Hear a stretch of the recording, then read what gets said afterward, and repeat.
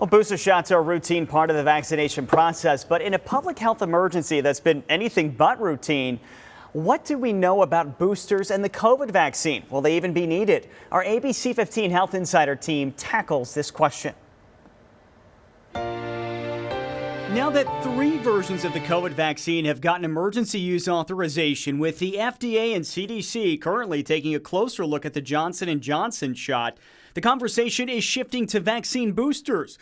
Will we all need one? If so, when? But before we dive into that, we first must understand how viruses behave. Think about the flu virus. So every year, we tweak the flu vaccine every year to adjust for the different variants. So you've heard of H1N1 and different variants of the flu virus. So that viruses are, they're smart, and they're going to adjust in order to promote themselves, right? So that's basically something that's we've known about for a very, very long time. That's not new. But what is new is COVID-19, barely a year old. Scientists are still trying to figure out how it behaves.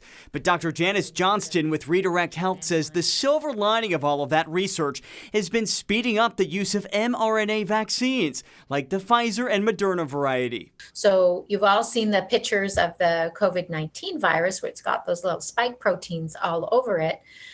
That's what these vaccines that we have right now are designed to produce these spike proteins, and our body attacks that, right? So we're making our antibodies against these spike proteins.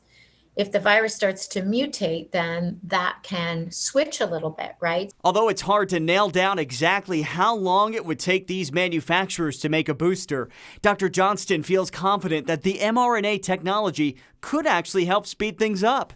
With the variants, I think, time is going to tell in terms of how quickly we see.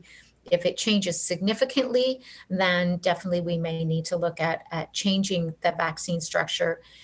The nice thing about these mRNA vaccines is that they can be tweaked pretty easily. And so we can come up with a new booster to take care of these variants, probably in short order, which I think is going to be an amazing thing. It's also important to remember this. Every vaccine is different because every disease is different. That's why some vaccines like tetanus only require 1 dose every 10 years, while other vaccines, it's a situation of one and done. Why is it that you just need a tetanus shot every 10 years? Or the polio vaccine you just get once and that's it? But then some of the other ones, is it because of those mutations that we're worried about? So there's different reasons that you may need a booster. One is that your immunity levels will just tend to dissipate over time. And so that's what we find with tetanus, is it just seems to start to go down, and that's why we recommend that.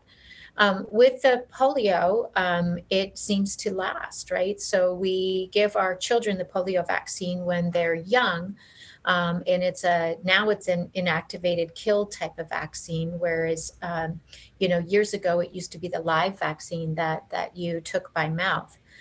So they've tweaked that a little bit, and the immunity level seems to just last for that. So they're all different, and as time goes on, we do seem to learn that some things do require boosters down the road.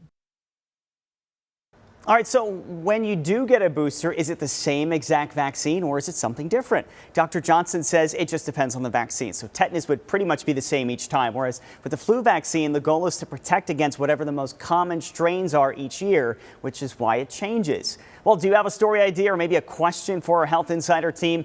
Email us at healthinsider@abc15.com. And you can also see all of our stories at abc15.com/health.